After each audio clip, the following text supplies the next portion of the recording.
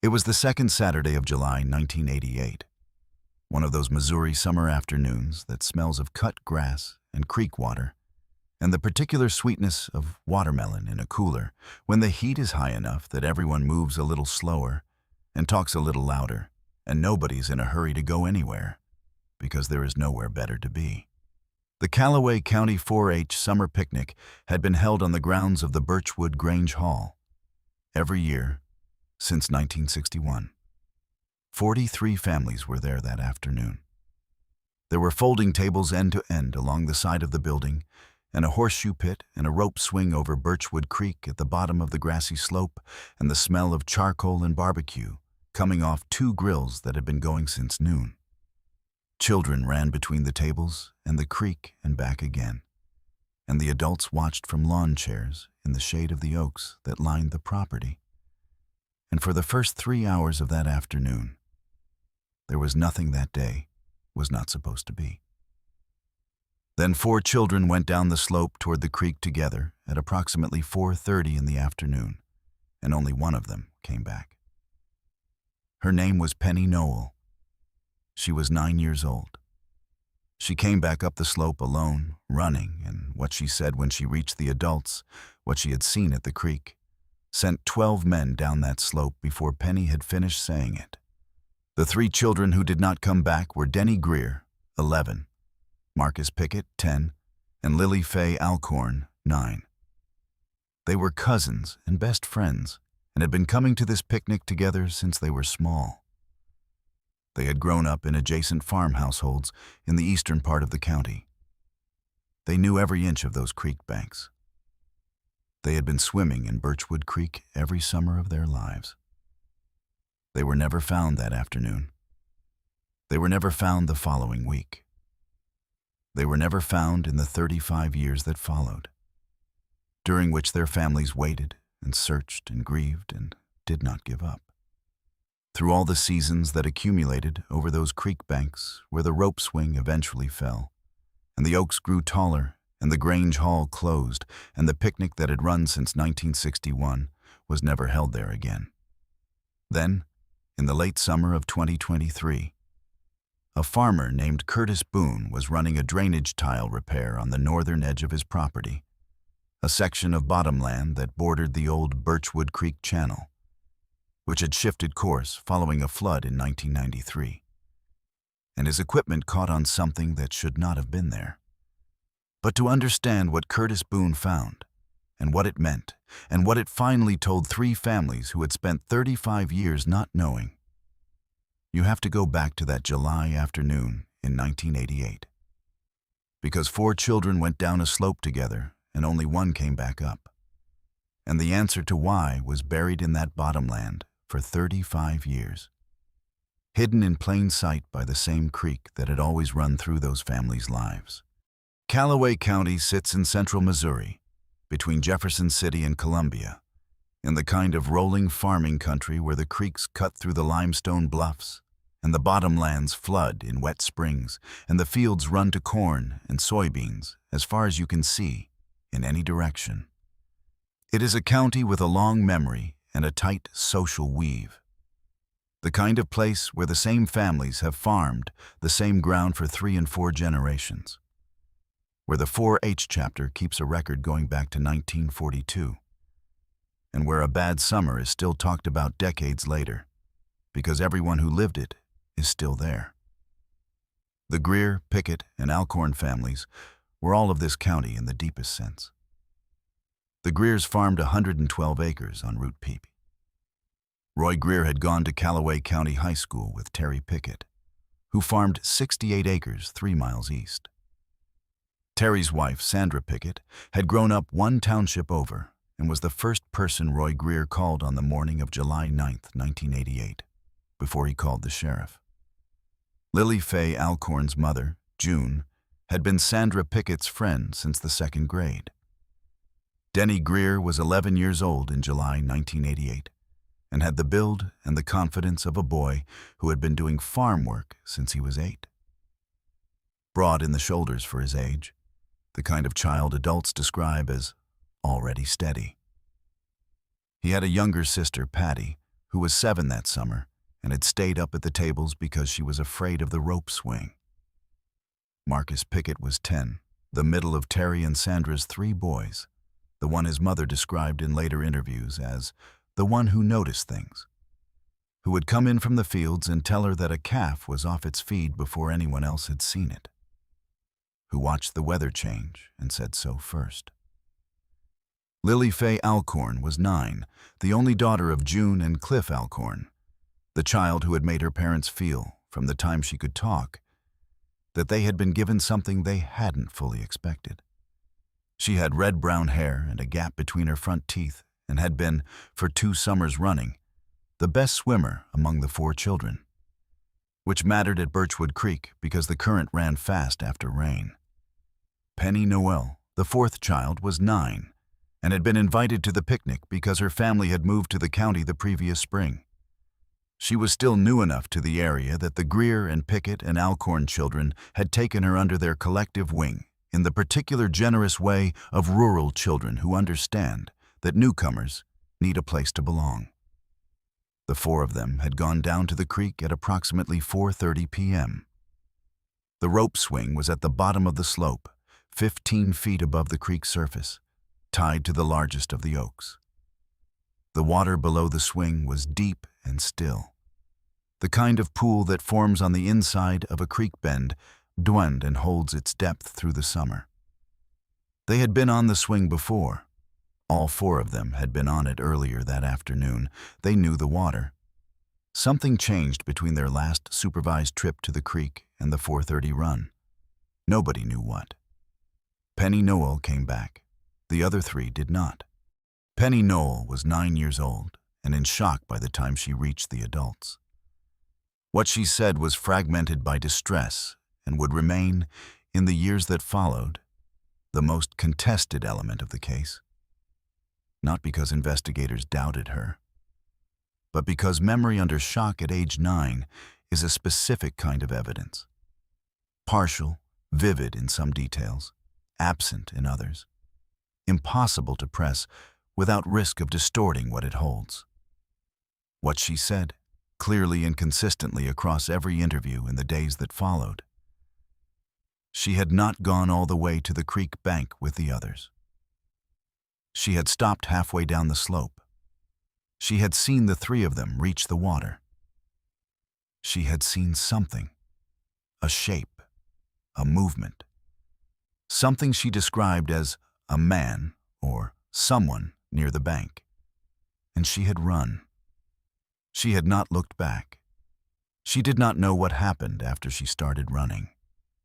A man near the bank, in the brief window between 4:30 and the arrival of the adults, in a creek bottom bordered on the north by a parcel of bottomland that belonged in 1988 to a farmer named Gerald Kessler.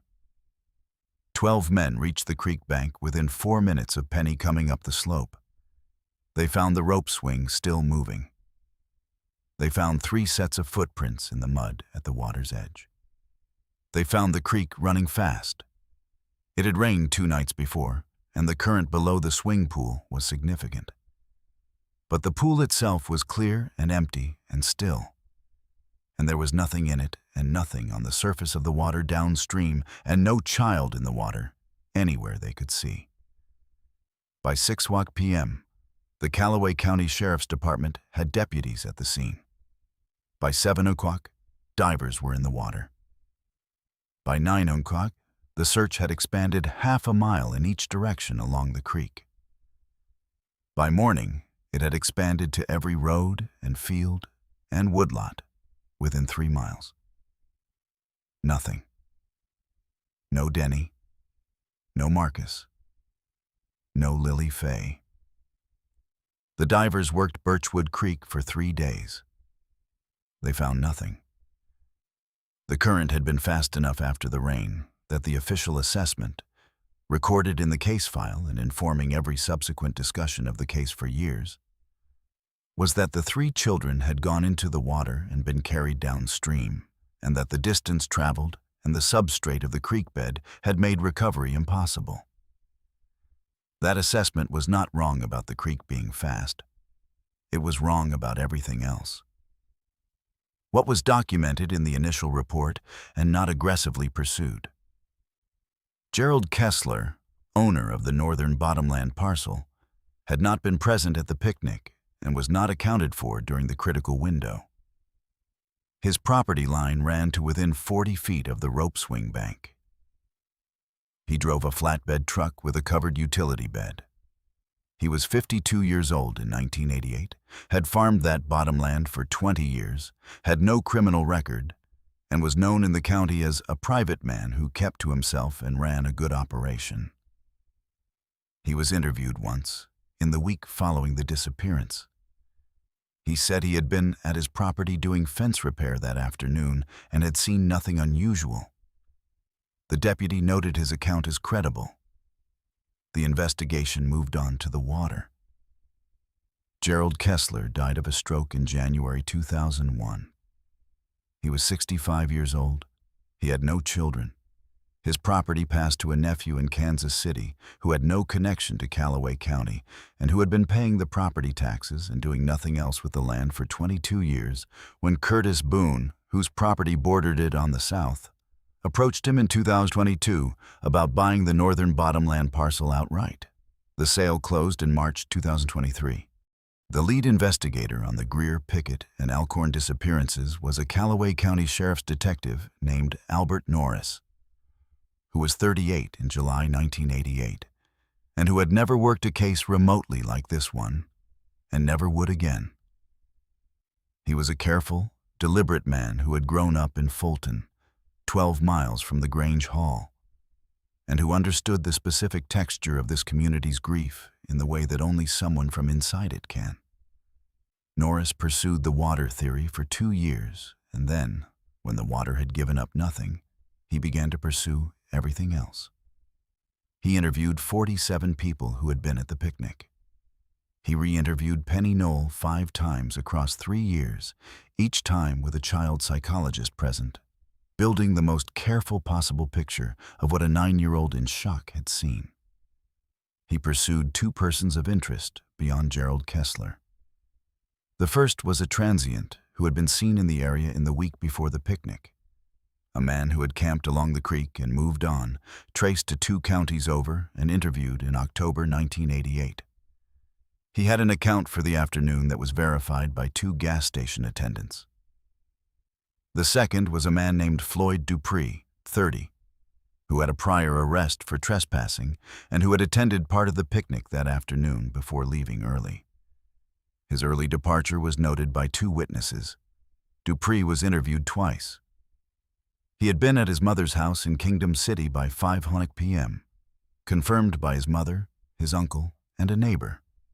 He was eliminated. Norris kept a photograph of the 3 children on the wall of his office until he retired in 2009. On the day he retired, he took it with him.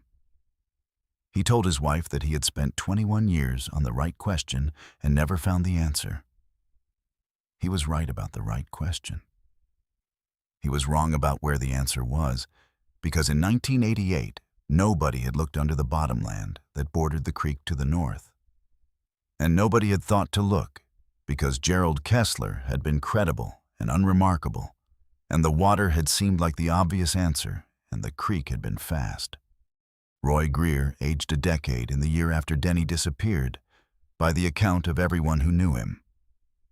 He farmed his 112 acres and went to church and got up every morning and did the things that needed doing and carried the weight of it in the way that fathers carry the loss of children, entirely, without relief, for the rest of their lives.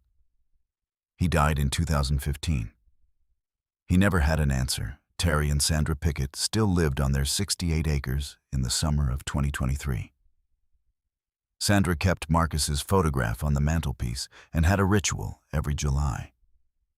She walked down to the stretch of Birchwood Creek that ran along the south edge of their property, alone, and stood there for a few minutes, and came back. She had done this every July since 1989. She did not explain it to people who asked. She did not need to. June Alcorn had moved to Columbia in 1997, after Cliff died. She was 81 years old in the summer of 2023. She was still waiting. Every case on this channel represents weeks of research, verifying facts, and piecing together real lives that deserved better.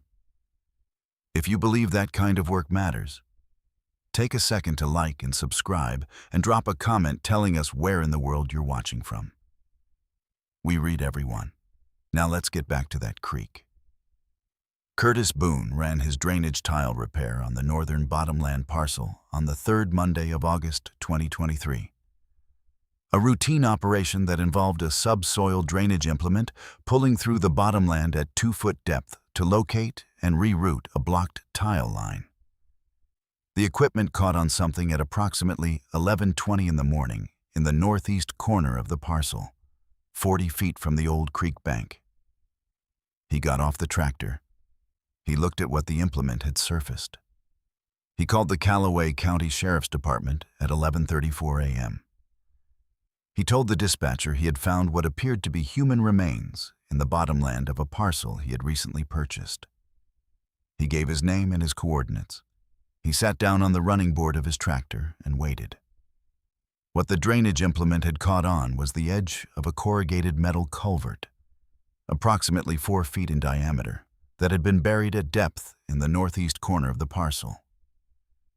The culvert was not connected to any drainage system on the property. It had no functional purpose in the soil profile where it was found. It had been there, investigators would later determine, since sometime in the late 1980s. Inside it were the remains of 3 children. The identification process took 6 weeks. DNA samples were provided by Roy Greer's surviving daughter Patty, now 42, by Terry and Sandra Pickett, and by June Alcorn. The identifications were confirmed by the Missouri State Highway Patrol Crime Laboratory in October 2023. Denny Greer, Marcus Pickett, Lily Faye Alcorn. They had been in that field for 35 years, 40 feet from the creek bank, on a parcel that had been owned for 22 of those years by a man who had never visited it, and for 12 by the man who had put them there. Gerald Kessler was dead. He had been dead for 22 years. He had purchased the culvert from a farm supply dealer in Aux Vas in the spring of 1988. Records from the dealer's estate, acquired by investigators through the dealer's son, showed the sale. He had received 1 interview, been found credible, and been allowed to continue farming his bottomland for another 13 years before his stroke ended the possibility of justice in any conventional sense. There was no arrest. There was no trial. There was no sentencing hearing. No community gathered to watch justice delivered. No perpetrator walked to a car in handcuffs. There was a culvert in a field, 3 sets of remains, and a dead man whose property had held the answer 40 feet from where divers had searched the water in 1988. The Callaway County community processed this without the catharsis that an arrest provides. What they had instead was the truth. The full, documented, evidenced truth about what had happened to 3 children on a July afternoon in 1988. Gerald Kessler had been there. Penny Knoll had been right. The man near the bank had been real. The water had been the wrong answer. Albert Norris learned of the discovery by phone from the current Callaway County Sheriff on the evening of August 21, 2023. He was 73 years old, living in Fulton, retired for 14 years. He did not speak for a long moment after the sheriff finished. Then he said, "It was Kessler. It was always Kessler." He had kept the photograph of the 3 children on the wall of his home office since 2009. He did not take it down after the call. He moved it. He put it somewhere he could see it from his reading chair. The memorial service for Denny Greer, Marcus Pickett, and Lily Faye Alcorn was held at the Callaway County Fairgrounds on November 4, 2023. 411 people attended. Sandra Pickett spoke. June Alcorn attended, but did not speak. Patty Greer, who had been 7 years old and afraid of the rope swing on the day her brother disappeared, and who had spent 35 years as the sister who came home, spoke for her father as well as for herself. She said that Roy Greer had told her, every year until he died, that Denny was somewhere waiting. She said she hoped her father knew now that he had been right to believe it. Penny Knoll, 59 years old and living in St. Louis, drove to Callaway County for the memorial service. She had not been back since 1989. Not since the last of Albert Norris's interviews when she had been 12 years old. She sat in the third row. After the service, she walked to the section of Birchwood Creek where the rope swing had been, which was now on Curtis Boone's property. The rope swing was long gone. The oak it had hung from was still there, wider than it had been in 1988, the bark grown smooth over the place where the rope had been tied.